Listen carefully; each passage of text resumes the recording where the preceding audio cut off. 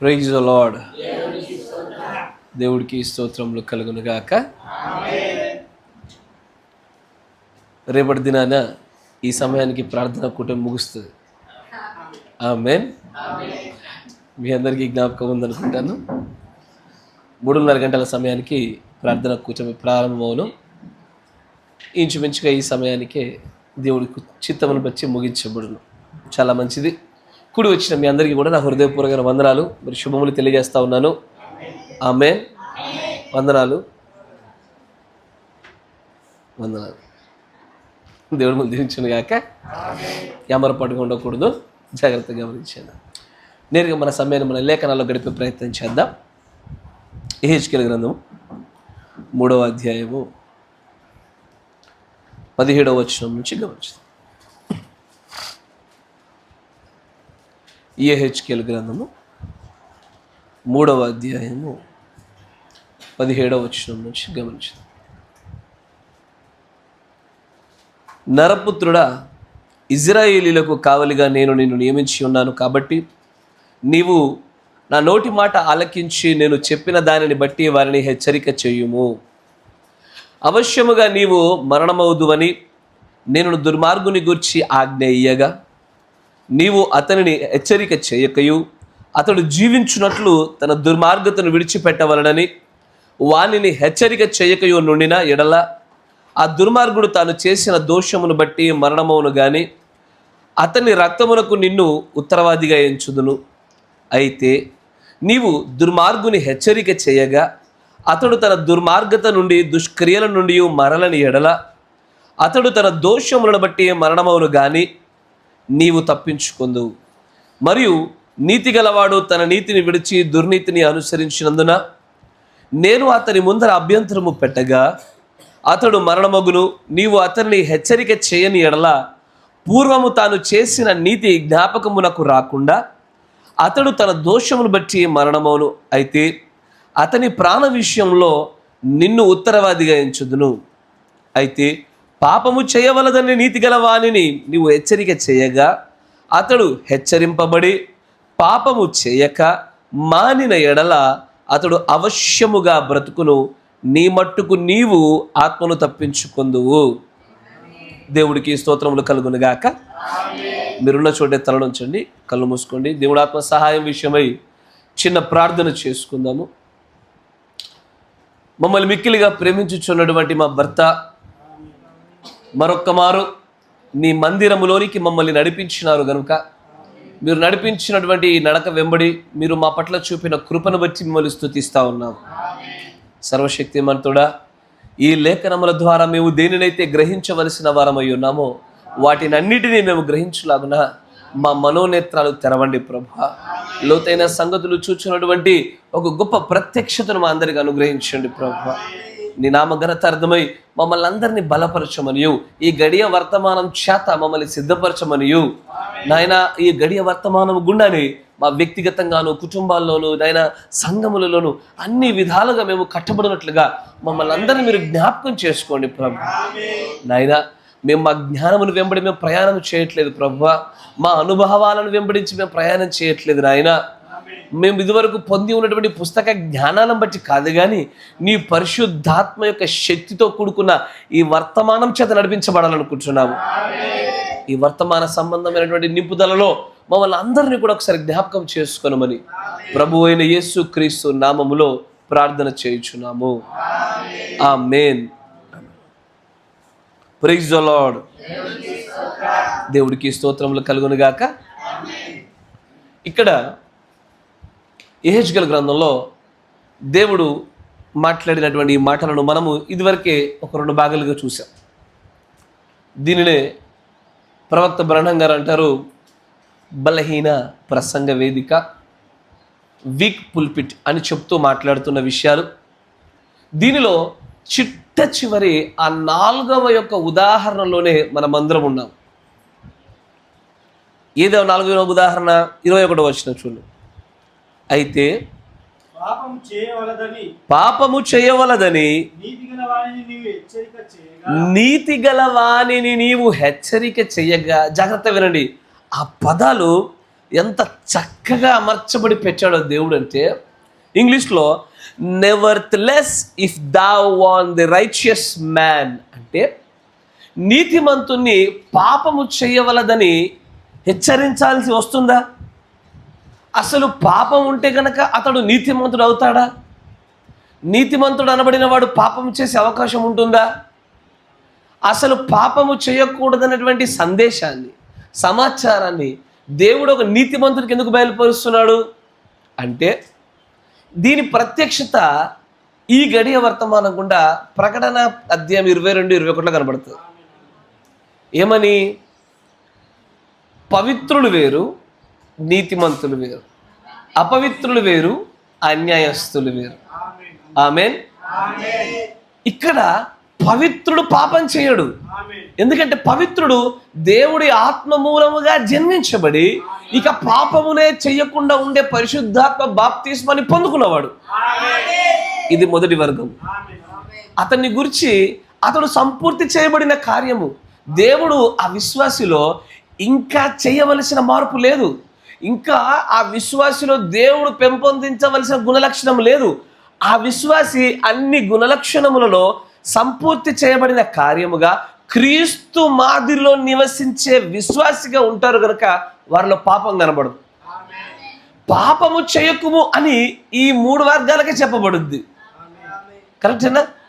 1 అన్యాయస్తుడికి చెప్పబడుతుంది, 2 అపవిత్రుడికి చెప్పబడతా ఉంది, 3 నీతిమంతుడికి చెప్పబడతా ఉంది.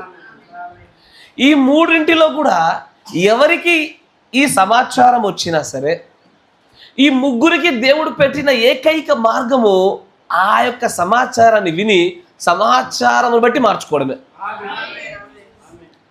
అందుకే దేవుడు ఒకవైపు నీతిమంతుడు అంటాడు, మళ్ళీ పాపం చేయకూడదు అంటాడు. అసలు నీతిమంతుడైన వాడు పాపం ఎలాగో చేశాడు అంటే, అతడు నీతిమంతుడుగానే ఉన్నాడు కానీ పవిత్రుడుగా మలచబడలా. ఎప్పుడైతే నీతిమంతుడు తను చేసిన తప్పిదమును బట్టి, దేవుడు పంపినటువంటి ఈ యొక్క ప్రవక్త వర్తమానము బట్టి తనను తాను మార్చుకుంటాడో, ఈ నీతిమంతుడు అనే స్థాయిలో నుంచి పవిత్రుడుగా మార్చబడతాడు. ఒకసారి ఈ స్థాయి రాగానే అప్పుడు మనం ధైర్యంగా చెప్పగలుగుతాం. ఏమన్నా తెలుసా? ఆ రాహాబు వేశ్య ఎలాగనైతే ఆ ఎర్రటి దారపోగును పెట్టుకుని ధైర్యంగా నిలబడగలిగిందో, ఆ రోజున ఈ వర్తమానాన్ని పట్టుకుని మనం కూడా ధైర్యంగా నిలబడగలుగుతాం. ఆ తామారు ఎలాగైతే తన మామగారి యొక్క వస్తువులు పట్టుకొని ధైర్యంగా ఎలా నిలబడగలిగిందో, తప్పు చేసింది ఆ తామారు, చేసింది. She committed a sin, but still తన దగ్గర ఉన్నటువంటి గుర్తులు తనని పవిత్రురాలుగా పిలిచే గుర్తులవి. ఈ మెసేజ్ కూడా అంతే, ఈ గడియ వర్తమానం కూడా అంతే. ఒక రోజున మనకి ఈ చుట్టూ ఉండే లోకంలో ఉన్న ప్రజలకు పెద్ద సంభాషణ జరుగుద్ది. ఎలా తెలుసా? వాళ్ళు అంటారు, భూలోకంలో మాకంటే తింగరిగి తిరిగింది మీరే కదరా, మీరెట్లా పవిత్రులయ్యారా అని అడుగుతారు. ఖచ్చితంగా బహుశా మేము పుట్టుకతో పవిత్రులుగా లేకపోవచ్చు, కానీ వర్తమానం చేత పవిత్రపరచబడ్డాం మేము. పరలోక రాజ్యంలో పాపము చేయని వాడు ఉండడు.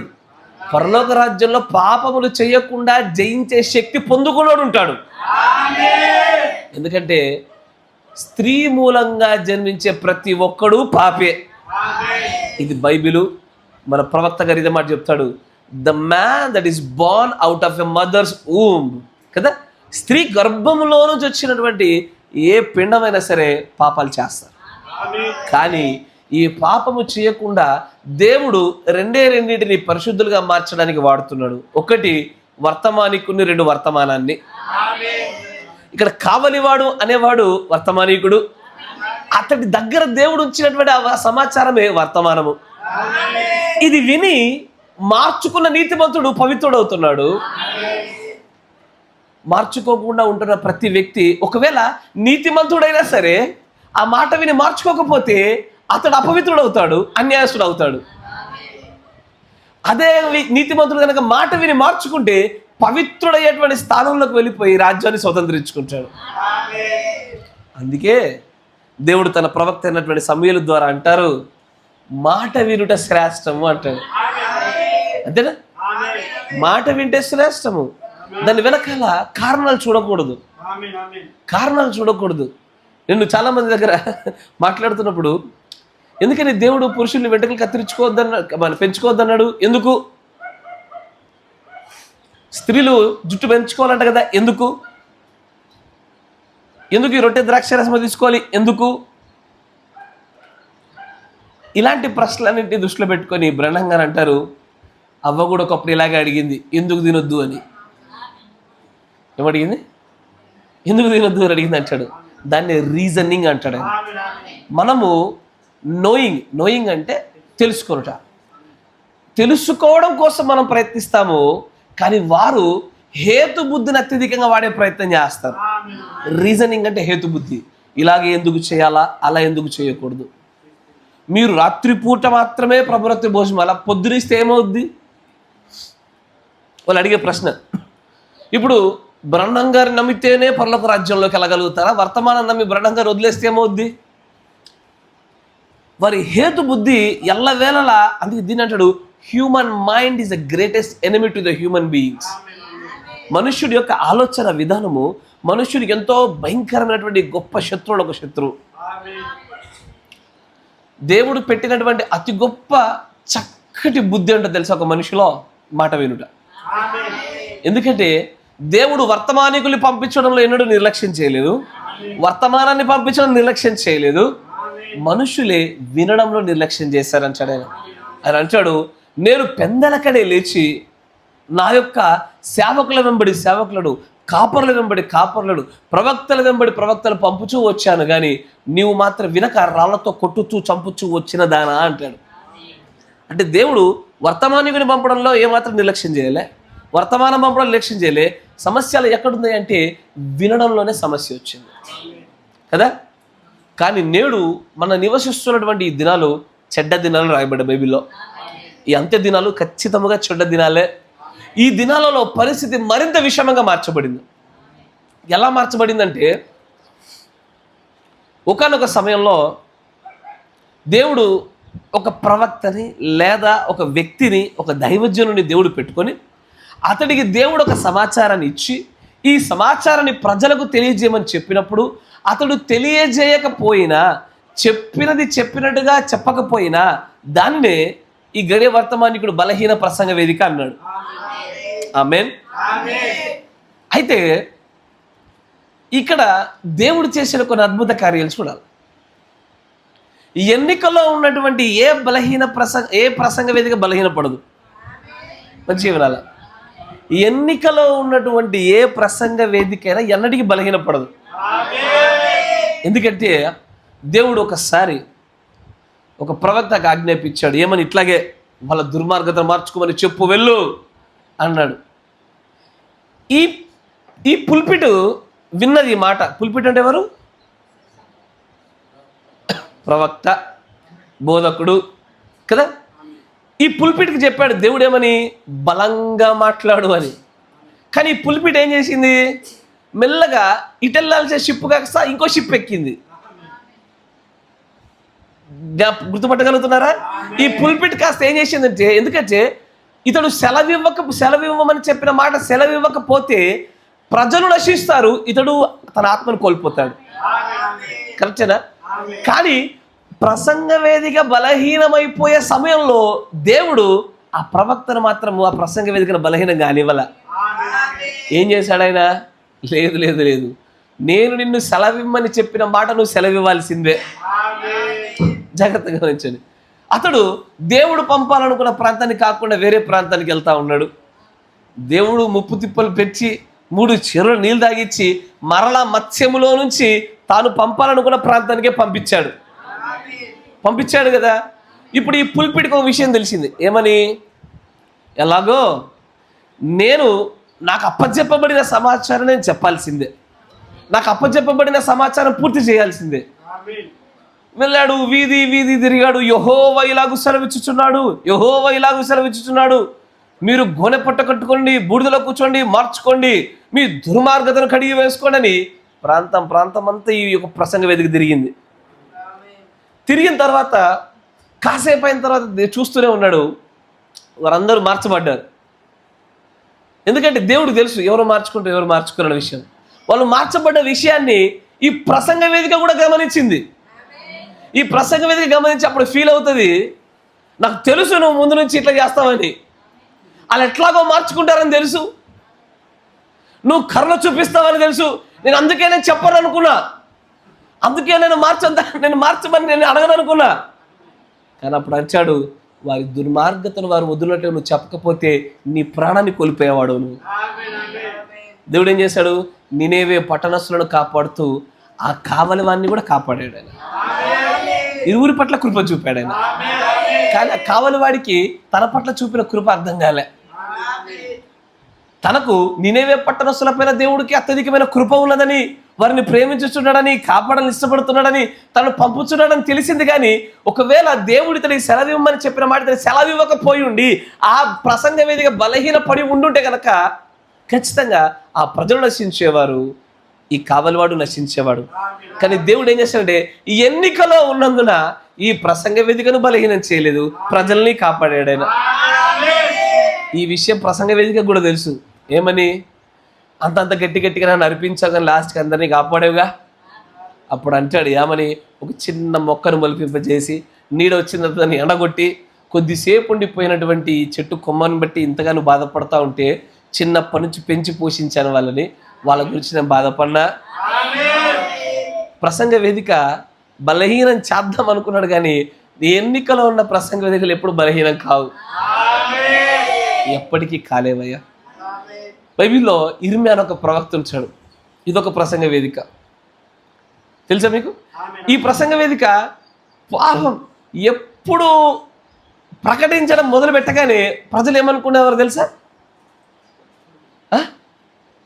ఏమనుకునేవారు?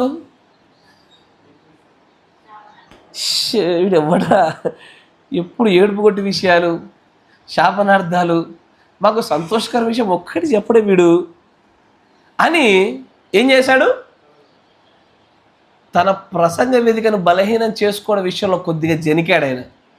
కానీ దేవుడు అంటాడు, ఇర్మియా సరిగ్గా నిలబడు, మేక్ యువర్ పుల్పిట్ స్ట్రాంగ్, నీ ప్రసంగ వేదికను బలంగా చేసుకో.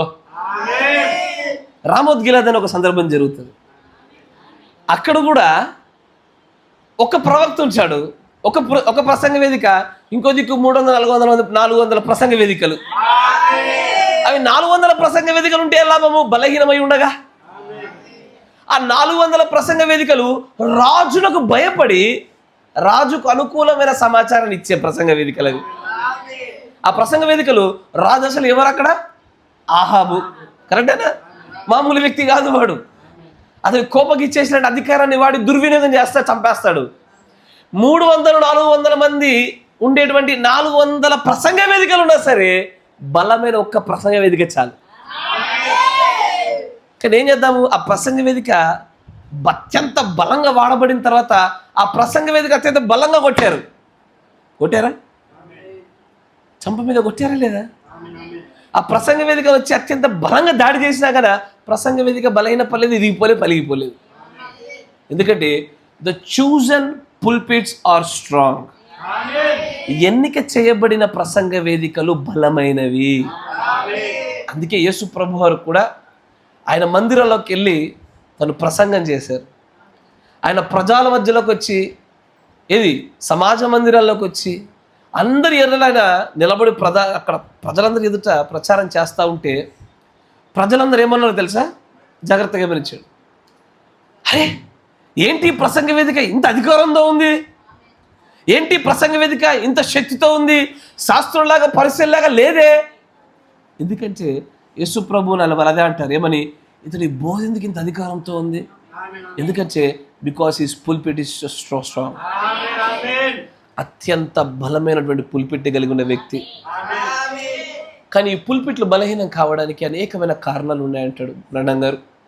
ఒకటి, ఈ పుల్పిట్ వెనకాల ఉండేటువంటి ఆ వ్యక్తి డబ్బును గురించి ఆశపడ్డప్పుడు కానీ, తన పొట్టకూటి కోసం ప్రయత్నిస్తున్నప్పుడు కానీ, ప్రజల దగ్గర మెప్పు పొందుకోవడం కోసం కానీ. గలతీ లాంటి మాట, గలతీ పత్రిక తీయండి. గలతీలో పౌలు గారి మాట రాస్తారు చక్కగా.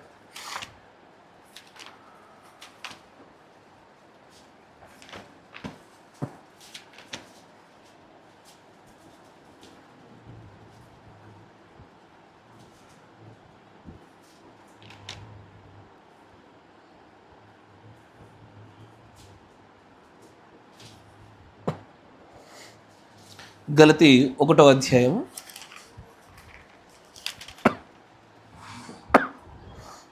6వ క్రీస్తు కృపను బట్టి పిలిచిన వారిని విడిచి భిన్నమైన సువార్త తట్టుకు మీరింత త్వరగా తిరిగిపోవట చూడగా నాకు ఆశ్చర్యమవుతున్నది. ఏం జరిగింది అక్కడ? గలతీ సంఘంలో ఉన్నవారు ఏ సువార్తనైతే ఆ గడియలో ఏ వర్తమానం అయితే దేవుడు బహిరంగంగా వారికి ఇచ్చి ఉన్నాడో దానిలో నుంచి వారు తప్పిపోవడాన్ని చూస్తున్నాడు ఆయన. తర్వాత చూడండి, అది మరొక సువార్త కాదు గాని క్రీస్తు సువార్తను చెప్పగోరి మీకు కలవరపరచువారు కొందరున్నారు. ఏ గడియ వర్తమానం అయితే మీకు బయలుపరచబడి ఉన్నదో ఆ వర్తమానమును ఎవరైతే తృణీకరిస్తూ ఎదురిస్తూ వస్తున్నారో అది మరొక వర్తమానం కాదు కానీ ఈ వర్తమానాన్ని చెరపగోరేటువంటి వ్యక్తులే అంటున్నాడు ఆయన. తర్వాత చూడండి, మేము మీకు ప్రకటించిన వర్తమానము గాక మరి ఒక వర్తమానమును బోధించిన మేమైనను పరలోకం నుండి దిగొచ్చినటువంటి మరొక దూతైనను మీకు మరొక వర్తమానాన్ని ప్రకటించిన ఎడల అతడు శాపగ్రస్తుడే. ఏ వర్తమానం అయితే 7వ దూత ద్వారా ప్రకటించబడిందో అది కాకుండా మరొక వర్తమానాన్ని చెరపగోరు సిద్ధాంతాలను మరొక వ్యక్తి కానీ మరొక దూత కానీ ఎవరైనా సరే తీసుకొస్తే వాళ్ళు శాపగ్రస్తులే. తర్వాత చూడండి అంటాడు, మీరు అంగీకరించిన సువార్త గాక తర్వాత మరలా చెప్పుచున్నాను, మీరు అంగీకరించినటువంటి ఈ 7వ సంఘకాల వర్తమానము కాక మరొకటి ఎవడైనా మీకు ప్రకటించిన ఎడల వాడు శాపగ్రస్తుడవును గాక. తర్వాత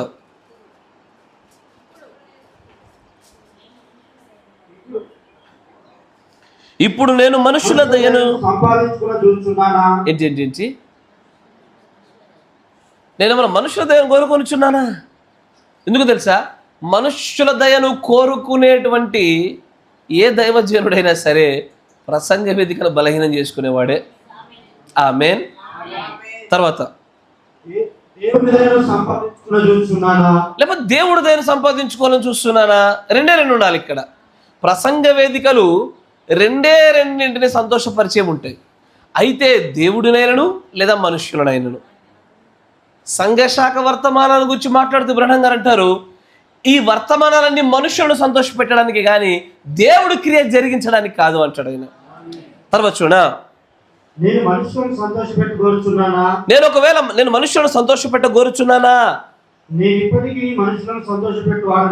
ఒకవేళ నేను ఇప్పటికీ కూడా మనుషులను సంతోషపెట్టేవాడిగానే ఉంటే నేను క్రీస్తు దాసుడను కాకపోదును. తర్వాత సహోదరులారా, సహోదరులారా,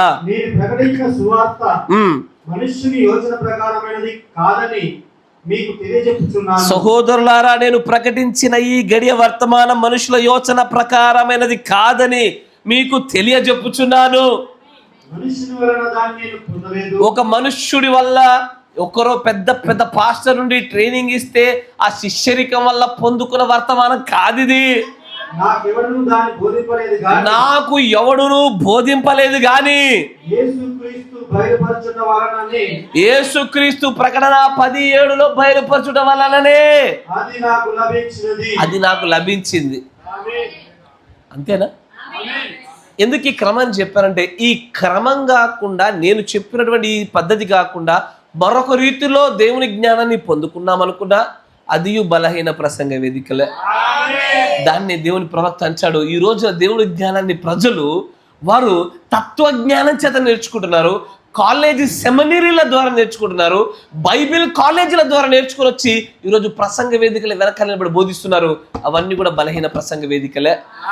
ఇది ఎప్పుడు బలపరచబడుతుందంటే ఇక్కడ నిలబడ్డవాడు పొందుకున్న జ్ఞానము మనుషుల వల్ల రాకూడదు, ఒక శిష్యరికల వల్ల రాకూడదు.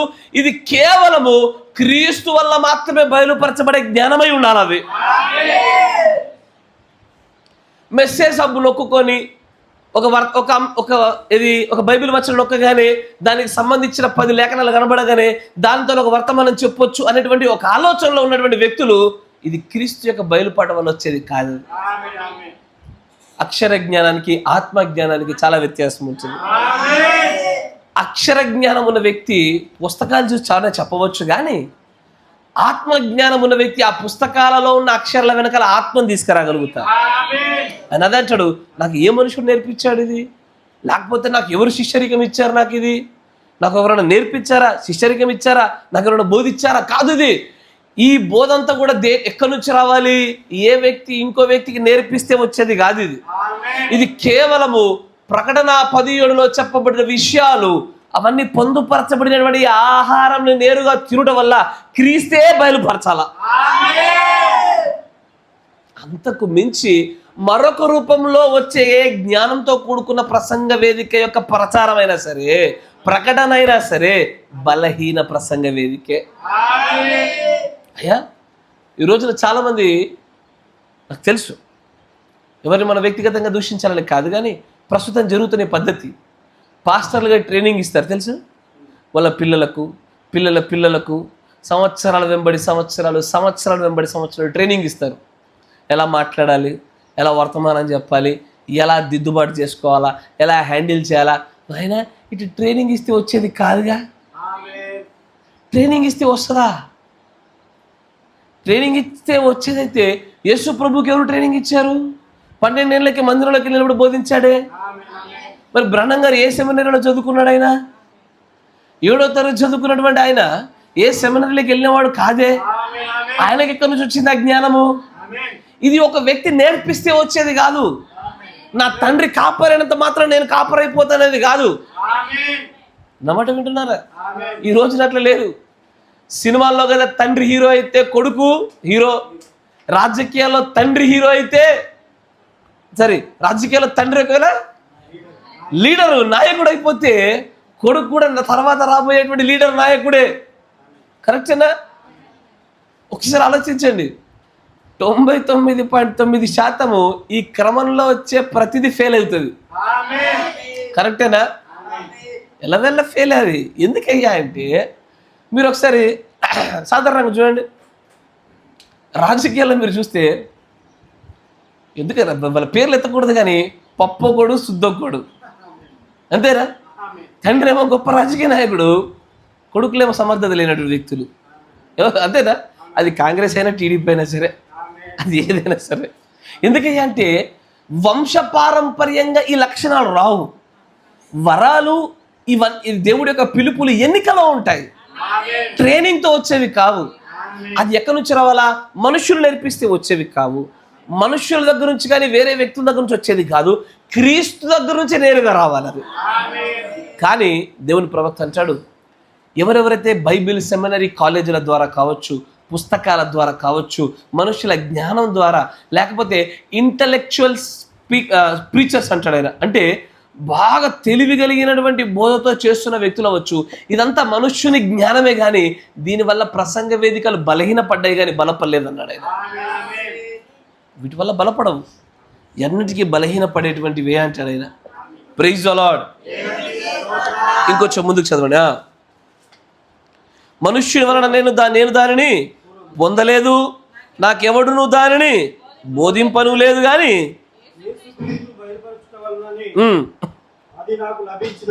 ఇప్పుడు ఈ మాట రాస్తుంది ఎవరు? ఈ మాట రాసిన పౌలు గారేనా? ఏమన్నాడు? నాకెవడు బోధించలేదు, మనుష్యుల వల్ల నాకు ఏది బయలుపరచబడలేదు. అయ్యా, మీరు మంచిగా పట్టుకోగలగాల. కానీ పౌలు గారు గమనియని పాదం దగ్గర శిష్యరికం చేశాడుగా.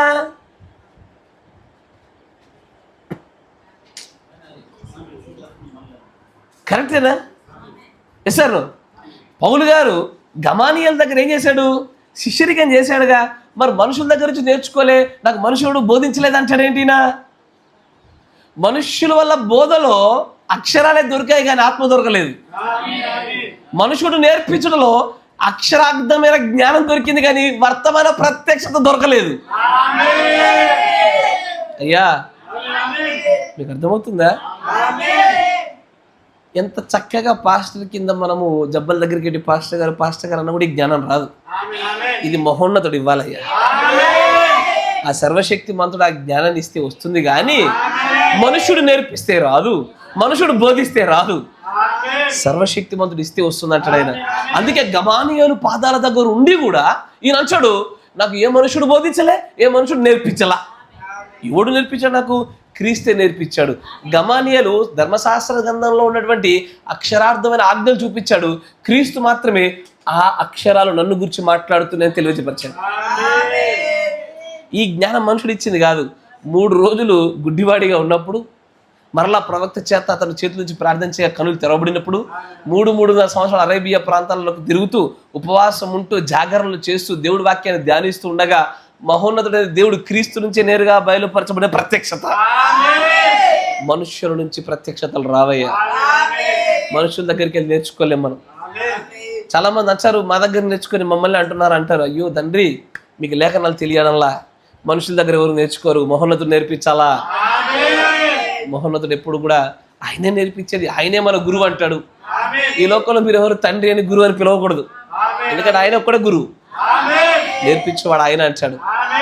కానీ ఆయన పెట్టిన ఆ క్రమం గుండా కాకుండా మరొక క్రమం గుండా నేర్చుకొని వచ్చి పులిపిట్లుగా మార్చబడిన ప్రసంగ వేదికలు అన్నీ కూడా బలహీనమే. అక్కడ స్టఫ్ ఉండదు. గమనిస్తున్నారా? నేర్చుకొని వచ్చేటువంటి ప్రసంగ వేదిక దానిలో బలం ఉండదు, కానీ ప్రత్యక్షత పొందుకున్నటువంటి ప్రసంగ వేదిక అత్యంత బలమైనటువంటి. ఎందుకంటే ఈ ప్రత్యక్షత అనే బండ మీద కడతాను అన్నాడు కాబట్టి అదే ప్రత్యక్షతతో కూడుకున్న పులిపిటై ఉండాలా, అది బలం కలిగి ఉంటుంది. నేర్పిస్తే రాదు, వయస్సును బట్టి రాదు, అనుభవాలను బట్టి రాదు, ప్రత్యక్షతను బట్టి వస్తుంది. ఆమేన్. ఎందుకంటే బ్రహ్మంగా చెప్పిన మాటను మీకు నిరూపించాలి, ఇదంతా చూపించాలి అంటాడు. నేర్చుకొని వచ్చి శిష్యరికాలు చేసి వచ్చి ఎవరో పక్కన కూర్చోబెట్టుకొని ఫస్ట్ ఇది చెప్పు, తర్వాత ఇది చెప్పు, తర్వాత ఇది మాట్లాడు, తర్వాత ఇది మాట్లాడు. ఎందుకంటే ఇక్కడ ఒకసారి సిఎస్సి అని ఒక చర్చ్ పాస్టర్ గారు ఇక్కడికి వచ్చారు. అయ్యా వచ్చే ఆదివారం ఏ వర్తమానం చెప్తున్నాడంటే పలానా అని చెప్పాడు. మరి తర్వాత వచ్చే ఆదివారం పలానా అన్నాడు, తర్వాత వచ్చే ఆదివారం పలానా అన్నాడు. అదేందయ్యా భలే ముందే ఫిక్స్ అయ్యి కూర్చున్నారు అంటే మాకు సంవత్సరం అంతా ముందు వచ్చి కూర్చుంటుందని చెప్పాడు ఆయన. సంవత్సరం పొడుగుతా ఏ ఆదివారం ఏ బుధవారం ఏం చెప్పాలో ముందే ఒక ఫార్మాట్ వస్తుంది వాళ్ళకి, ఫిక్స్డ్ ఫార్మాట్. కరెక్టేనా? ఈ రోజున అదే జరుగుతుంది. పైన ఒక పెద్ద పాస్టర్ ఉంటాడు, ఆయన ఏది చెప్తాడో కింద వాళ్ళు అదే చెప్తారు, వాళ్ళే చెప్తారు, తర్వాత 300-400 మంది అదే చెప్తారు. ఇప్పుడు నేను అడగాలనుకున్న ప్రశ్న ఏంటంటే, పైన ఉన్నవాడి ప్రసంగ వేదిక బలంగానే ఉంది కానీ మిగిలిన ప్రసంగ వేదికలో బలంగా కనబడతలేవు. ఎందుకంటే మీరు దేవుడైన క్రీస్తు మీకేం బయలుపరుస్తున్నాడో చూడకుండా కాపీ పేస్ట్ ఇది కాపీ పేస్ట్ జ్ఞానం. ఇది కాపీ పేస్ట్ జ్ఞానాల వెనక ఇప్పుడు నేను ఈ బ్రదరు ఆ బ్రదర్ ఇద్దరికి ఎగ్జామ్ పెడతా ఉన్నా, ఇద్దరు రాశారు, నా దగ్గర పేపర్ పట్టుకొచ్చారు. ఈయన నిజంగా చదివాడైనా కాపీ కొట్టాడు. చదివినోని ప్రశ్న ఎట్లా సమాధానం చెప్తాడు? టక్కా టక్కా టక్కా చెప్తాడు. కాపీ కొట్టి రాసిన ప్రశ్న ఏం చెప్తాడు? గుర్తు తెచ్చుకోండి, అదే అదే అదే పిటపల అంటాడు. ఏదో గుర్తు తెచ్చుకొని ప్రయత్నం చేసినట్టు, నిజంగానే వచ్చినట్టే అది ఇట అంటాడు. మనం అనుకోవాలి వాడు ఆలోచిస్తున్నాడని. కాపీ కొచ్చేవాడికి ఎప్పుడు కూడా ప్రత్యక్షత జ్ఞానం ఉండదు. ప్రసంగ వేదికలు బలహీనపరుచుకునే దేనివల్లయ్యా అంటే, క్రీస్తు నేరుగా నీకు బయలుపరిచింది పక్కన పెట్టేసి ఎక్కడెక్కడో విన్నది తీసుకొచ్చి చెప్తున్నారు. ఇది ప్రసంగ వేదికలు మీరు బలహీనం చేసుకున్నది కాదా? క్రీస్తు అందరికీ వరాలు సమానంగా పంచి ఇచ్చాడా? ఆయన ఏమన్నాడు? 1 కొరింథీ పత్రికల 12వ అధ్యాయం 8వ వచనం నుంచి ఏమంటాడు? ఒక్కొక్కడికి ఒక్కొక్క ఆత్మ తలాంతు చొప్పున వరాలు ఇచ్చాడట. అందరికీ ఇచ్చాడు. ఎవరికి ఏ వరం ఉందో, ఎవరు ఏ పిలుపులో ఉన్నారో, ఎవరు ఏ వర్గము కనుగొని దానిలో క్రీస్తు ఏం బయలుపరుస్తున్నాడు అది చూసుకోకుండా ఇప్పుడు ఒక సంఘశాఖ వ్యవస్థను ఏర్పాటు చేసి అక్కడ ఏదో ఒక బలమైన ప్రసంగ వేదిక ఒక్కటి కనబడుతుంటే దాన్ని చూసి కాపీ కొట్టేటువంటి ప్రసంగ వేదికలు, ఇది బలహీనం కాదా? అందుకు అలాంటి ప్రసంగ వేదికలను వెంబడి దాన్ని ఎదురుగా కూర్చున్న విశ్వాసులు కూడా ఈ ప్రసంగ వేదిక కన్నా ఆ పైన ఆ ప్రసంగ వేదికను ఎక్కువ ఇష్టపడతారు. కరెక్టేనా? నా భాష మీకు అర్థమవుతుంది? ఎందుకంటే స్థానికంగా వారి యొక్క ప్రసంగ వేదిక బలహీనపడ్డది కనుక, స్థానికంగా ఉన్నటువంటి ఆ కాపరివాడు బలహీనపడ్డాడు కనుక వీరు కాపీ కొడుతున్నటువంటి ఆ పైనుండే కావలివాడు, ఆ పైన ఉండేటువంటి ప్రసంగం మీదకి ఇష్టమైపోతుంది. ఎందుకంటే నువ్వు కాపీ పేస్ట్ కదా. నీకు దేవుడు ఏం బయలుపరుస్తున్నాడు, నాకేం వరం ఇచ్చాడు, నాకేం ప్రత్యక్షించాడు, నా సంఘంతో ఏం మాట్లాడాలనుకుంటాడు, నా సంఘాన్ని ఎలా అభివృద్ధి చేయాలనుకుంటున్నాడు, నా సంఘంలో వాళ్ళకి ఎలా ఆత్మాభిషేకం ఇవ్వాలనుకుంటాడు, మా పట్ల కలిగిన ప్రత్యేక చిత్తమేంచి దీని గురించి ఆలోచన లేకుండా కాపీ పేస్ట్లలో ఉండగా ఈ ప్రసంగం వేదిక బలహీనమేగా. Yes sir. ఇదే ఈ రోజున పెద్ద సమస్య. Today many pulpits are so much weak. భయంకరంగా బలహీన పడిపోయినాయి. చూడడానికి అందంగానే కనబడుతున్నాయి పుల్పిట్లు అవన్నీ కూడా, కాకపోతే బలహీనమే ఆత్మీయమైన దృష్టిలో. దాన్ని బ్రహ్నం గారు అంటారు. బ్రహ్నం గారు చెప్తున్న మాటలను ఒకసారి మనం గమనించుదాం.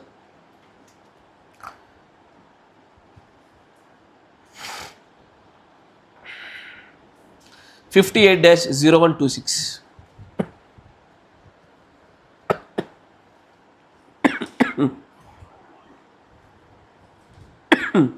58-0126 19 పేర చూడండి.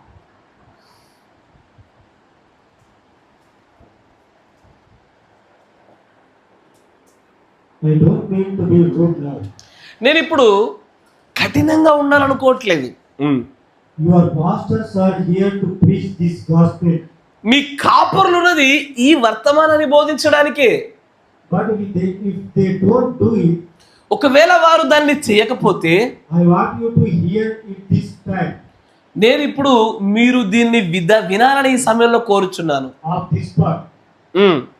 It's a wrong thing for a woman to cut her hair. ఒక స్త్రీ జుట్టు కత్తిరించుకోవడం తప్పు. The Bible says so. ఎందుకంటే పరిశుద్ధ గ్రంథం అలాగూ చెప్పింది. And she disgraces her husband when she does it. ఎప్పుడైతే ఆమె తన వెంట్రుకలు కత్తిరిస్తుందో ఆమె తన తలైన భర్తను అవమానపరుస్తుంది. And the church used to not to do that. సంఘం ఒకప్పుడు అలాగూ చేయకుండా ఉండేది. But today, కానీ ఈ రోజున because the pulpit is weak, ఈ రోజున ప్రసంగ వేదిక బలహీనమైనందున they do it.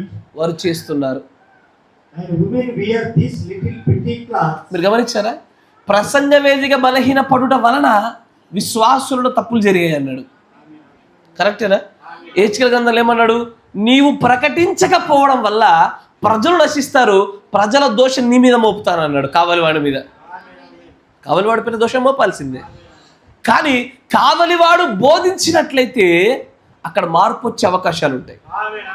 కానీ బోధించకపోవడం వల్ల దేవుడు ఒక ప్రవక్త అంటాడు, ఈ రోజున కావలివాడు తన నోరుని కాసుకొని మూసుకొనినందున, బలహీన ప్రసంగ వేదిక ఉన్నందున ఈ రోజున విశ్వాసులలో ఈ తప్పిదాలు కనబడుతున్నాయి అన్నాడు ఆయన. Why people are committing so many sins? ఎందుకు వాళ్ళు పాపం వెంబడి పాపము, అదే తప్పిదం వెంబడి మళ్ళీ తప్పిదం మరల ఎందుకు చేస్తూ వస్తున్నారు? ఎందుకంటే వారు తమ ప్రసంగ వేదికలో బలపరచుకోనందున అంటున్నాడు బ్రహ్నం గారు. ఆయన అన్నాడా? It is because of their weak pulpits. తర్వాత And women wear this little petty cloths. స్త్రీలు చిన్న చిన్న శరీర అవయవాలు కనబడినటువంటి వస్త్రాలు వేస్తున్నారు. That looks like a man's cloth. అవి చూడడానికి పురుషుడి వస్త్రాలాగా కూడా కనబడతా ఉన్నాయి. Slacks or something. వాటిని లాక్స్ అని సంథింగ్ ఏదో పిలుస్తూ ఉంటారు, ఏదో అలాగ పిలుస్తూ ఉంటారు దాన్ని అంటున్నాడు ఆయన. They call them. దాన్ని అలాగ పిలుస్తారు దాన్ని. Did you know the Bible said? మీకు తెలుసా పరిశుద్ధ గ్రంథం ఏం చెప్పిందో? That's a filthy and an abomination in God's sight. అది అపవిత్రతయు నీచత్వము దేవుడి దృష్టిలో అలాంటి కార్యంగా ఎంచబడ్డది. అది పురుషుడి యొక్క వస్త్రాలు వేసుకోవడం అనేటువంటిది స్త్రీ బైబిల్ యొక్క పరిభాష గుండా చూస్తే అపవిత్రము అసహ్యమైన కార్యంగా దేవుడు చూస్తున్నాడు దాన్ని అన్నాడు ఆయన. తర్వాత What the Holy Spirit think when he brings that before God the Father, the way the daughters of the church is doing, and women in the summer time get out with a little bitty short cloths on. రాబోయేది ఎండాకాలమేగా, అదే చెప్తా ఉంటున్నాడు ఆయన. ఎండాకాలంలో మరీ ముఖ్యంగా చిన్న చిన్న వస్త్రాలు వేసుకొని గాలాడడం లేదు, చెమట వస్తుందని చెప్పి ముందుకు సాగిపోతున్నారు ఇలాగున అని అంటున్నాడు ఆయన. That they ought not to even appear before their husband in. వారి సొంత స్వపురుషుల ఎదుట కూడా కనబడకూడని రీతిలో వారు బయటకు వస్తున్నారు ఈ దినాల్లో. And mow the yard and walk up and down the streets with those little cloths on. ఆ చిన్న చిన్న వస్త్రాల చేత వారు బయట ఉండేటువంటి వారి యొక్క యాన్ అంటే ద లాన్, దాన్ని ఏమంటారు, ముందు ఉండేటువంటి గడ్డి పచ్చికతో కూడుకునేటువంటిది, దాన్ని ఏమంటారు, గార్డెన్ లాగా, గార్డెన్లో పని చేస్తూ ఉన్నారు, వీధుల్లోకి వచ్చి పని చేస్తూ ఉన్నారు. వీరందరూ ఇలాగ చేయడానికి గల కారణం ఏంటో తెలుసా? ఆయన అంటాడు, కావలివాడు హెచ్చరించకపోవడమే, ప్రసంగ వేదిక బలహీన పడడమే అన్నాడు ఆయన. ఎందుకు ప్రసంగ వేదిక బలహీనమైందయ్యా అంటే, ఆ మాట వినండి.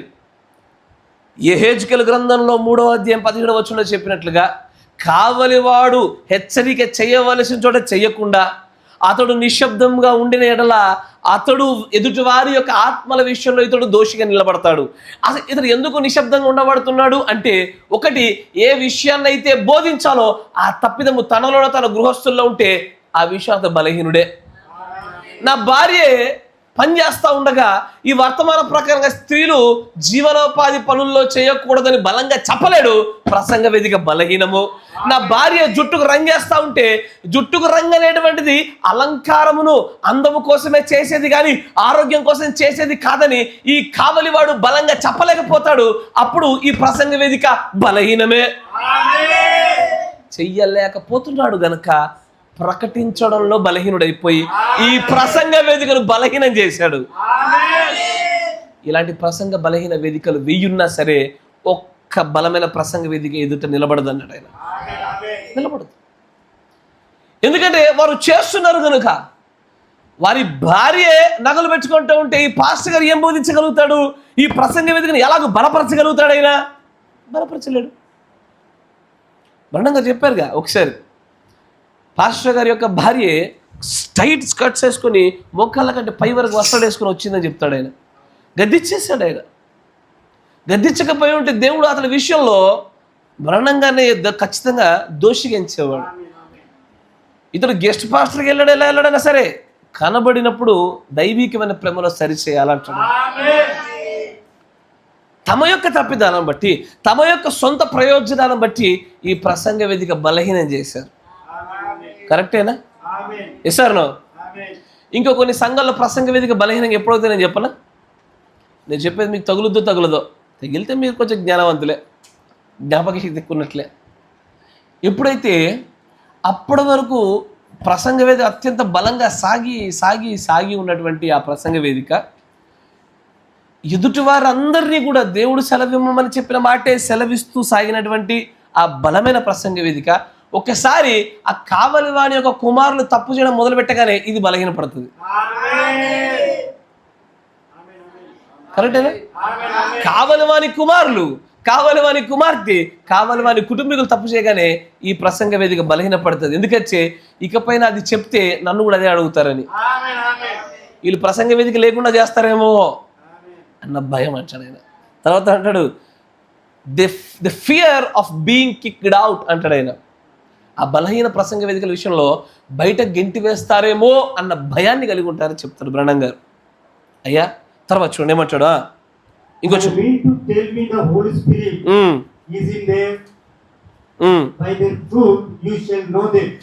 వారి ఫలములను బట్టి. నేను ఒక సంఘానికి వెళ్ళాను. ఆ సంఘంలో ఆ సంఘం పెట్టబడి దగ్గర 10-15 సంవత్సరాలు దాటిపోయిందంట.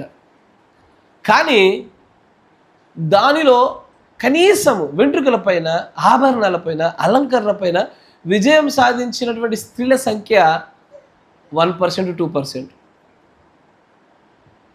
100 మంది ఉంటే రేషియోలో చెప్తున్నా, 100 మంది ఉంటే ఒకరిద్దరు మినహాయించి మిగతా వాళ్ళందరూ హిందువులాగే కనబడుతున్నారు. మెడలో తాళీలు అలాగే ఉండిపోయాయి. నేను అడిగాను, పాస్టర్ గారు మీరు ఎందుకని దీన్ని బలపరచలేకపోతున్నారా? దీన్ని ఎందుకని మీరు బలంగా చెప్పలేకపోతున్నారంటే, నేను చెప్తానండి, నేను చెప్తాను. కానీ ప్రసంగ వేదిక బలంగా ఉంటే అక్కడ ప్రజలు మారాలే. ప్రసంగ వేదిక బలంగా ఉంటే నాకు తెలిసిన వర్తమానము, నా ప్రవక్త ద్వారా వచ్చిన వర్తమానం ఎప్పుడు అబద్ధం కాదు. అది ఈ బైబిల్ గ్రంథంలో, యెహెజ్కేలు గ్రంథంలో 3వ అధ్యాయంలో 17వ వచనంలో దేవుడు రాయించిన మాటలు అబద్ధం కాదు. ఇవి ఆకాశం తప్పిపోయినా సరే దీంట్లో సున్నైనా పుల్లైనా పోదు. ప్రసంగ వేదిక బలహీనంగా ఉంటేనే అవి జరుగుతాయి, బలంగా ఉంటే జరగవన్న మాట నేను నమ్ముచున్నాను. ఎందుకయ్యా అది మారలేకపోయారంటే ప్రసంగ వేదిక బాగా బలహీనం, సున్నితం. ఇది బహుశా రబ్బర్తో చేశారనుకుంటా, రబ్బర్తో చేసి ఉండొచ్చు. ఎప్పటికైనా రబ్బర్తో చేసి షేక్ అయిపోద్ది, పడిపోద్ది, పగిలిపోద్ది. సమస్యకు అదే కారణం. ప్రసంగ వేదిక బలంగా ఉన్న చోట ప్రజలు రక్షించబడతారు, కావలివాడు ప్రసంగ వేదిక రక్షించబడుతుంది అంటాడు ఆయన. మరొక వర్తమానం చూద్దాం. 61-0311.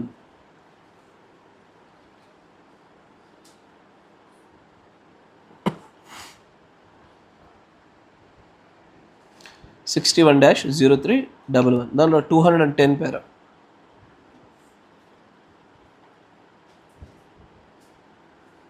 You Pentecostal people, ఓ పెంతకోస్తు ప్రజలారా, what's the matter with you? అసలు మీతో సమస్య ఏంటి? What's the matter? ఏంటి ఆ సంగతి ఏంటి అసలు మీతో? You went up on a big building or organization tantrum. నీవు ఒక గొప్ప శాఖగా, ఒక గొప్ప నిర్మాణంతో కూడుకున్నటువంటి ఒక కోప స్థాయిలోకి చేరుకున్నావు. And left Jesus out of the picture. నీవు ఎంత గొప్పగా ఎదిగిపోయి నిర్మాణం చేసుకున్నావంటే నీలో నుంచి క్రీస్తునే బయటకు తన్ని వేసేంతగా ఎదిగిపోయావు. ఓ Pentecost, Instead of getting the old fashioned preacher, నీవు ఆ పాత కాలపు పద్ధతి కలిగినటువంటి ఆ కాపరిని తెచ్చుకోకుండా that would preach the truth. ఎవరు? ఆ పాతకాలపు పద్ధతి కలిగినటువంటి ఆ సేవకుడు సత్యాన్ని బోధించేవాడిని నువ్వు తెచ్చుకోకుండా You got some little sissy guy నీవు ఒక చిన్న ఆడంగితనం కలిగిన ఒక వ్యక్తి నిలబెట్టుకున్నావే. that come up some ఆ through some school, ఆ probably a grandson of the God. ఏంటది? That probably come up from school అంటే బైబిల్ కాలేజీలు, నేర్చుకునే కాలేజీలు, పాస్టర్ దగ్గర నుండి నేర్చుకుంటారు చూసారా. ఇదిగో ఇలాగ నేర్చుకొని వచ్చిన ఒక వ్యక్తిని, ఒక చిన్న ఆడంగితనం గల వ్యక్తి నిలబెట్టుకున్నావా? తర్వాత Probably a grandson of God that thinks more of a meal ticket than he does the Bible. అతడు దేవుడికి మనమడుగా ఉండి, దేవుడికి మనమడు అంటే ఎవరు తెలుసా? దేవుడికి మనమడు అంటే ఎవరు? పాస్టర్ కొడుకు. దేవుడికి మనమడు అంటే ఎవడు? పాస్టర్ కొడుకు. తండ్రి దగ్గర నేర్చుకొని వచ్చి యేసు ప్రభువుకి వాళ్ళ తండ్రి కుమారుడిగా ఉండి, మా నాన్నగారు పెద్ద పాస్టర్ అండి, దేవుడి కుమారుడు అండి, దైవజనుడు అండి, మరి నువ్వెవడు నాన్న అంటే నేను గ్రాండ్ సన్ ఆఫ్ గాడ్, నేను దేవుడి యొక్క మునిమనమనుని అని చెప్పుకొని వచ్చి ఒక చిన్న ఆడంగితనం కలిగినటువంటి ఒక వ్యక్తిని కాపరిగా పెట్టుకుంటున్నావా? స్కూల్లో నేర్చుకుని వచ్చిన రీతిగా దైవజ్ఞాన స్కూల్లో నేర్చుకుంటూ వస్తుందా? పుస్తకాల వెంబడి రాసుకుంటే వస్తుందా? అయ్యా, దైవజ్ఞానం అలా రాదు. దైవజ్ఞానం ప్రత్యక్షతతో వస్తుంది. ఆ ప్రత్యక్షత వర్తమానానికి ఏమాత్రం విభేదంగా ఉండదు. మళ్ళా ఒదిగిపోవాలా. తర్వాత And won't tell the truth about it. Won't Tell truth. Tell the truth. ఎన్నటికీ నీకు సత్యాన్ని చెప్పనటువంటి ఒక చిన్న ఆడంగితనం కలిగిన ఒక కాపర్ని, ఒక ప్రీచర్ని, బోధకుని పెట్టుకున్నావా? ఓ పెంతకోస్తు ప్రజలారా. తర్వాత What we need in men is men that will preach the gospel. ఈ రోజున మనకు పురుషులు ఏం కావాలో తెలుసా? ఎలా సువార్త చెప్పేవాడో కావాలో తెలుసా? ఎలా వర్తమానం చెప్పేవాడో కావాలో తెలుసా అంటాడు. And handle it with the power of God. దేవుడి శక్తి చేత నియంత్రించబడే వ్యక్తి కావాలంటున్నాడు ఆయన. Amen. మనుషుల చేత కాదు, వాళ్ళను ప్రతిష్ఠించే కాపరుల చేత కాదు, వారు ఎవరికైతే దశంభాగాలు చెల్లిస్తారో వాళ్ళ చేత నియంత్రించబడేవాడు కాదు. అమ్మో రేపొద్దున మా సంఘంలో పెళ్లిళ్ళు అయితే మాకు లైసెన్స్ లేదుగా, లైసెన్స్ ఇచ్చేవాడు కావాలని వాళ్ళ చేత నియంత్రించబడేవాడు కాదు. రేపటి దినాన్ని ఆర్థిక సమస్య వస్తుంటే అమ్మో ఆ కాపరి లేకపోతే ఫలానా విశ్వాసం మనం కాపాడుతాడేమో అని వాళ్లకు అధికారం అప్పచెప్పబడి వాళ్ళ చేత నియంత్రించబడుతున్న కాపరి కాదు. ఈ రోజున కావాల్సింది కేవలం దైవ శక్తి చేత నియంత్రించబడే కాపరి కావాలన్నాడు ఆయన. Not a little bit CC, grand son of God అలాంటి కాదు మనకు కావాల్సింది అంటాడు. ప్రసంగ వేదికలు బలహీనమయ్యాయి. బాధలు ఏంటో తెలుసా? అసలు నా యొక్క ఆలోచన దృష్టిలో ఈ వర్తమానం చెప్పుచున్నప్పుడు నిజంగా చెప్పాలంటే సంఘ శాఖ వారు అసలు లేనే లేరు. ఈ రోజున ఎన్టీఎంఎస్లో చాలా ప్రసంగ వేదిక బలహీనపడ్డాయి. ఈ రోజున తండ్రి పాస్టర్ అయితే కొడుకు నేర్చుకుని వచ్చి పాస్టర్గా మరి ప్రసంగ వేదికలు బలహీనం చేసి వాళ్ళు బోధిస్తుంటే ఆ తండ్రి తలకేట పెట్టుకుంటాడు. ఇంకొన్ని పెట్టలేను, ఇన్ని బాగు చేయలేను. మీకు అర్థమైంది? ఇంకొన్ని పెట్టలేను, ఎందుకంటే ఇంతవరకు కష్టపడి కట్టినంత వేరే చేతిలో దారదత్తం చేయాలంటే మనసు ఒప్పదు. కరెక్టేనా? దారదత్తం చేయాలంటే ఒప్పదు, మనసు అంతా గుచ్చుద్ది. ఇన్ని సంవత్సరాలు కట్టిన సామ్రాజ్యాన్ని ఎట దారదత్తం చేయాలా? చేయలేము. పోనీ మన బంగారం మంచిగుందా? మన బంగారం మంచి లేకపోయా? ఎస్ సార్, నాకు చాలా మంది తెలుసు. ఇట్లాగే ఒకసారి కుటుంబంకి వెళ్తుంటే ఒక పాస్టర్ గారి కొడుకు, పాస్టర్ గారు మంచివారు అయి ఉండొచ్చు, నేను దాని గురించి మాట్లాడలే, గ్రాండ్ సన్ గురించి మాట్లాడుతున్నాం, మనం మన్మడు గురించి మాట్లాడుతున్నాం.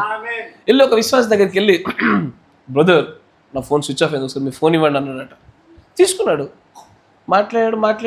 అర్ధగంట అయింది, గంట అయింది, అటు తిరిగి అటే వెళ్ళిపోయాడు. ఈ బ్రదరు అయ్యో మాట్లాడుతున్నాలే కదా అనుకున్నాడు. కాసేపు అయిన తర్వాత ఎందుకో ఎవరికే ఫోన్ కావాలిగా, వెళ్ళి బ్రదర్ ఫోన్ అంటే, ఏంటి బ్రదర్ దైవజనులకు ఫోన్ ఇచ్చి మళ్ళీ రిటర్న్ అడుగుతారా అన్నాడు. ఒరే గ్రాండ్ సన్, నువ్వు దేవుడి కుమారుడు కాదురా, మనమడివే. నీ అధికారము ఎంత తెగించారా మీరంతా, ఇంతటి ప్రచండమైనటువంటి దుర్బోధల, ఇంత దుష్క్రియల. ఏది తండ్రి బాగా నడుస్తున్నాడేమో కానీ కొడుకు మాత్రం ఆయన అడిగితే స్టన్ అయిపోయినట. దేవుడికి చెరక్కి తీసుకుంటావా అన్నాడట. నేను దేవుడికి ఎప్పుడు ఇచ్చినా, నువ్వు వాడుకుంటాడు ఇచ్చినాగా, ఈయన తీసుకోలే. ఇక కనీసం సిమ్ కార్డ్ అని అంటే సిమ్ కార్డ్ ఇచ్చిర్రు లాస్ట్కి. గుర్తుందా బ్రదర్? ఇది రియల్గా జరిగింది, స్టోరీలు కాదు ఇవన్నీ చూస్తూ వచ్చినాగా ఆశ్చర్యానికి ఎలా చేసినాయి. రేపటి దినాన్న ఆ తండ్రి పక్కకి జరుపుకొని కొడుక్కే పులిపిటి ఇచ్చాడు. ఇప్పుడు చెప్పండి, ఆ పులిపిటి ఎట్లుంటుంది? బలహీనమ పాడ తుప్పు పట్టిన పులిపిటి చేయబడితే కుదపడిపోతుంది. ఇక సత్యం ఉంటుంది అక్కడ. ఎదుటోడు ఆశించదు ఎక్కడ చెప్పగలుగుతాడు? ఎదుటి దగ్గర ఏది లాక్కోదు ఎట్లా చెప్పగలుగుతాడు? ఎదుటోడు పైన ప్రేమ చూపాలు మాత్రం ఎట్లా చెప్పగలుగుతాడు? నడవలేదుగా. తనకు తానే ప్రసంగ వేదికలు బలహీనం చేసుకున్నటువంటి ఏంటే మెసేజ్ మనమలు ఉన్నారు ఈ రోజున. సమస్య ఆయన అంటూ ఉంటే దునియా బాడుమే జాయే, విశ్వాసులు ఎక్కడైనా కొట్టుకుపోని ప్రపంచమంతా ఏమన్నా కానీ తర్వాత నా కొడుకే పాస్తారు. దేవుడు చెప్పాడా? నాకు వినబడలే. సంఘం ఎన్నుకుందా? నాకు వినబడతలే. ఇవన్నీ ఎందుకయ్యా? దేవుడి స్వరం కోసం ఎదురు చూడడం కానీ వర్తమానం యొక్క క్రమాన్ని పాటించే కానీ ఇవేమి ఉండవు అక్కడ. బలహీన ప్రసంగ వేదికలు. ఆ బలహీన ప్రసంగ వేదిక కూర్చున్న దాని ఎదురు కూర్చున్న ప్రజలు బలహీనులు అవుతారు కదా. ఎందుకంటే ఏజ్కెళ్ళి 3:17 చెప్పింది అదే. కావలివాడు బలహీనమైనప్పుడు దానికి కావలి చేయబడుతున్నటువంటి ఆ ప్రజలు బలహీనులే. కాపరి యొక్క ఆత్మవిశ్వాసాలపైకి వస్తుంది కాబట్టి బలంగా ఉండాలా. ఎట్లా ఉన్నది తెలుసా? మన కాపరి అన్నవాడు అగ్నితో రగులుకునే వ్యక్తి అయి ఉండాలా. వర్తమానం కోసం ప్రాణాలు పెట్టేవాడై ఉండాలా. తన మంద కోసం ప్రాణాన్ని పెట్టేవాడుగా ఉండాలా. అని అంటాడు, not to choose rather a meal ticket. అంటే తిండి కోసం ఆరాటపడి డబ్బు కోసం పెంపర్లాడే వ్యక్తిగా వాడు ఉండకూడదు అంటాడు ఆయన. బలహీన ప్రసంగ వేదికలు అత్యంత బాధాకరమైన విషయాలు ఇవన్నీ కూడా. నా మాట వింటున్నారా?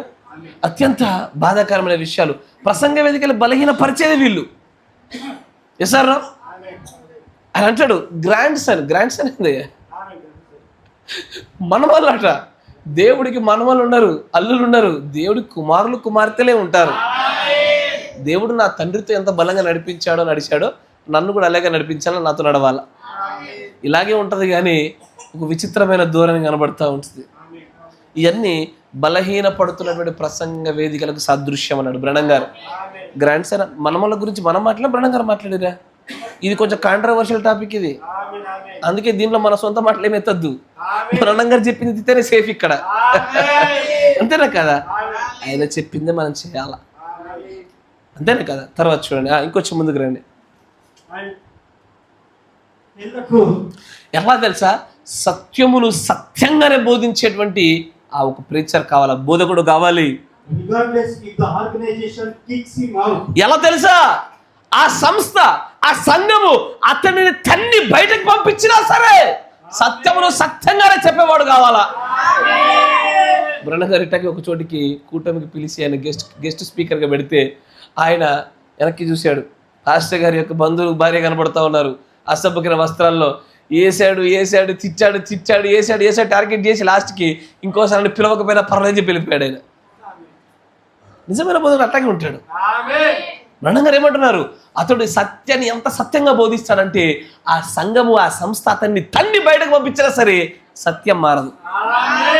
వర్తమాన విషయంలో రాజీ పడడు అంటాడు. అలాంటి కాపరి కావాలన్నాడు ఆయన. కానీ ఈ రోజున అలాంటి కాపులు వెతకడంలే.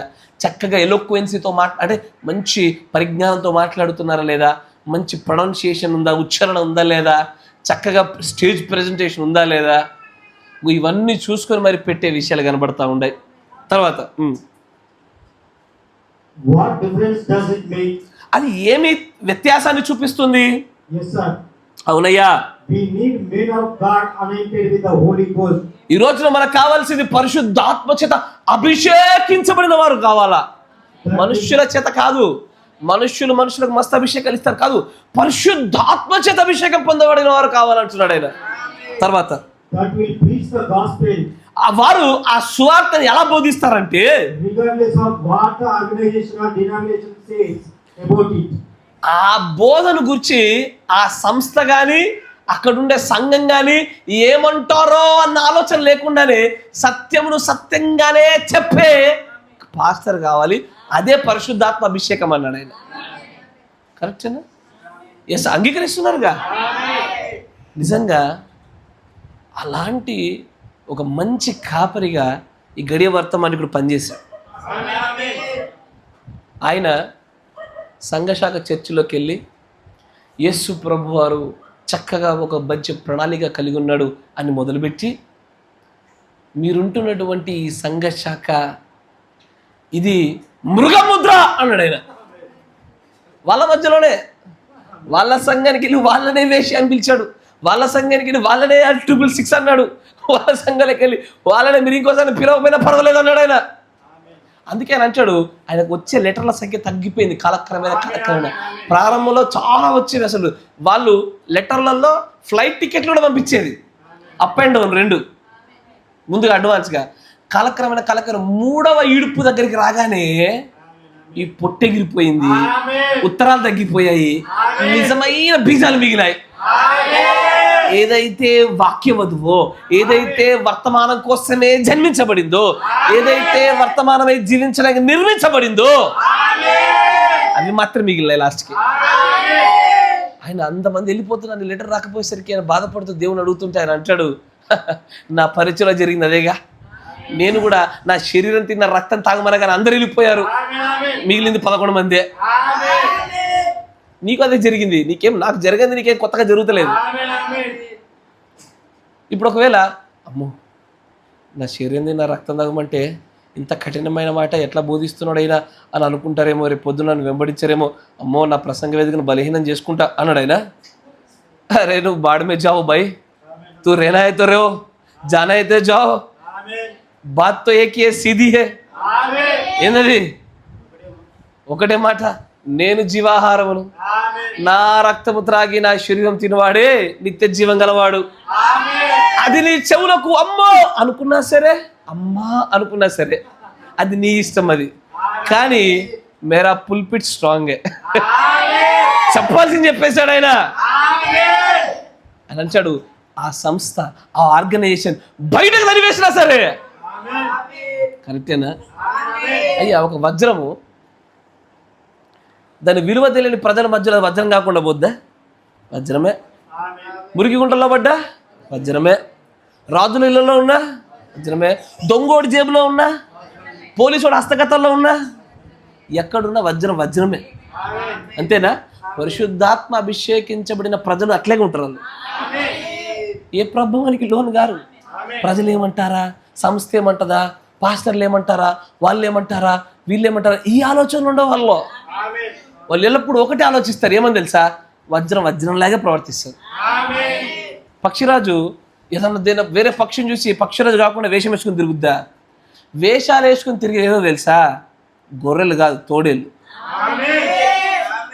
కరెక్ట్గా గొర్రెలు ఎప్పుడు గొర్రెల లెక్కనే ఉంటాయి. అది ఎప్పుడు కూడా పన్నాగాలు పన్ని కుయుక్తులతో ఎప్పుడు అట్లా నడవదు. ఆయన అంటాడు ఎప్పుడు పరిశుద్ధాత్మ అభిషేకంతో నడిపించబడే వ్యక్తి తాను ఏమై ఉన్నాడో అంతరంగంలోనూ బాహ్యంలో ఒకేలా ఉంటాడు. కానీ శాస్త్రులు పరిచయాలు అలాంటి వారు కాదు. వారు బయటకు మాత్రము చక్కగా సున్నము కొట్టినటువంటి సమాధుల్లాగుండి లోపల కుళ్ళిపోయినటువంటి బొక్కలు అంటాడు. రిగార్డ్లెస్ ఆఫ్ వాట్ అదర్స్ సే. ఎదుటివారు ఏం చెప్పుచున్నారన్న దాని గురించి కాదు, కానీ పరిశుద్ధాత్ముడు నాకు ఏది బోధించాడు, కావలివాడా ఇదిగో నువ్వు కావలి కావిచ్చున్న ఈ ప్రజలకు తెలియజేయమని చెప్పిన ఈ గడియ వర్తమానం చెప్పడమే. అయ్యా నాకు తెలీదా 18 ఏళ్ళ నుంచి మీరు ఉపవాసాలు చేయలేదని, నేను ఒకసారి ఉపవాసం చేయండి అని చెప్పేసి ఈ గడియ వర్తమానం నాకే మనుషుడు నేర్పించాలి, నాకే మనుషుడు బోధించలే. నాకు బోధించింది అలా కేవలం ప్రకటన 17 గుండా వచ్చిన వర్తమానాలకు బోధించాయి. ఆ వర్తమానాలలో దేవుడు కావలివాడుగా నాకు ఏది ఇచ్చో అదే మీకు చెప్పా. ప్రజలు ఏమనుకుంటారా ఏమంటారు కూడా నేను పట్టించుకోలేదు. అన్నవారు లేకపోలే అనేవాళ్ళు అంటూనే ఉంటారు, కావలివాడు తన పని తను చేసుకొని పోవాలా. తన పని తాను కావలివాడు చేస్తూ ప్రసంగ వేదికను బలపరిచినప్పుడు మనం బలపడతాము, మనం బాగు చేయబడతాము. ఇదే దేవుడు మన దగ్గర నుంచి కోరుకున్నది. అయ్యా ప్రజలు ఏమనుకుంటారో, కాపర్లు ఏమనుకుంటారో, సమాజం ఏమనుకుంటుందో కాదు, వర్తమాన ప్రకారంగా మనం ఏమై ఉన్నామో ఆ నడవడిక నడుస్తూనే ఉండి తిరాలా. ప్రసంగ వేదికను బలపరుస్తూనే ఉండాలా. God bless you. దేవుడు దీవించును గాక. మిగిలిన భాగాన్ని దేవుడు అనుమతించిన కొద్ది మనం మిగతా భాగాన్ని చూద్దాం. మన మధ్యలో ఉన్నటువంటి సహోదరులు పీటర్ బ్రదర్ గారు ప్రార్థన చేస్తారు. చెప్పబడిన వాక్యమును బట్టి మనందరిలో కూడా ఈ వాక్యం ఫలభరిత మగులాగిన మనమందరం కూడా దేవుడు సెలవిచ్చినటువంటి వర్తమానానికి లోబడులాగిన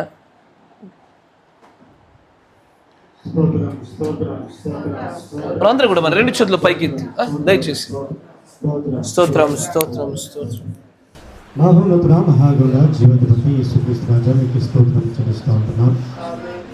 దేవా మీరు ఎక్కువ భద్రపరిచి మీ కృప చేతనే మరొకసారి నన్ను మమ్మల్ని సజీవంలో ఉంచి దేవా మీకు సన్నిధానంలో మీకు మాటలు వినుటకు తండ్రి యేసయ్యా ఏ మంచి నాలో మనం లేకున్నప్పటికీ దేవా మీరే నడిపించిన దేవుడు వింటున్నారు, మమ్మల్ని సజీవంపులుంచిన దేవుడు మీరే వింటున్నారు. మా ఆలోచనలో, మా తలంపుల్లో, మా క్రియల్లో దేవా మేము పడిపోయిన వారము, చెడిపోయిన వారము దయతో జ్ఞాపకం చేసుకోండి, మమ్మల్ని క్షమించండి నాయన. మేము దిద్దుబాటు ప్రభావం మాకు అసహ్యం కాకున్నట్లు నాయన ప్రభా మాలో ఉన్న లోటుపాట్లను మేము సరి చేసుకుంటే ఇక్కడికి వచ్చేట్టుగా దేవా దయతో మమ్మల్ని సరి జ్ఞాపకం చేసుకోండి.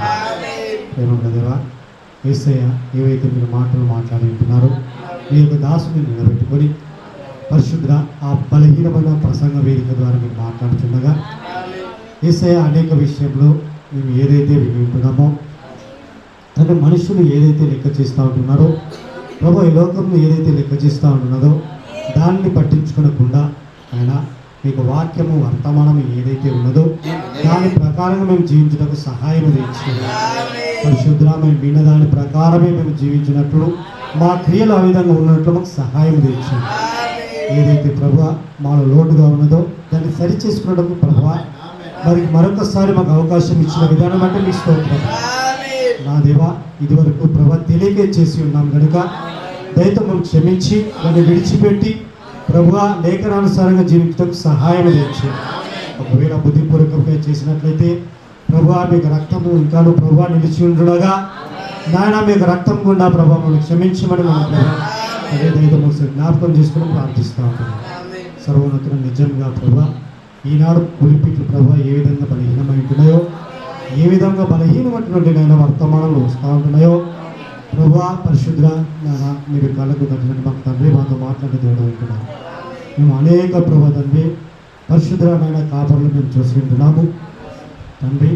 మేము ఎవరిని ఇక్కడ తీర్పు తీర్చడానికి మేము ఏమి కానీ పరిశుద్ధ యేసుక్రీస్తు రాజు మేము ఎటువంటి దినములలో మేము జీవిస్తూ ఉంటున్నామో ప్రభు వాటిని గుర్తెరిగి ఆ వివేచన కలిగి మేము జీవించడానికి సహాయం చేయండి నా తండ్రి.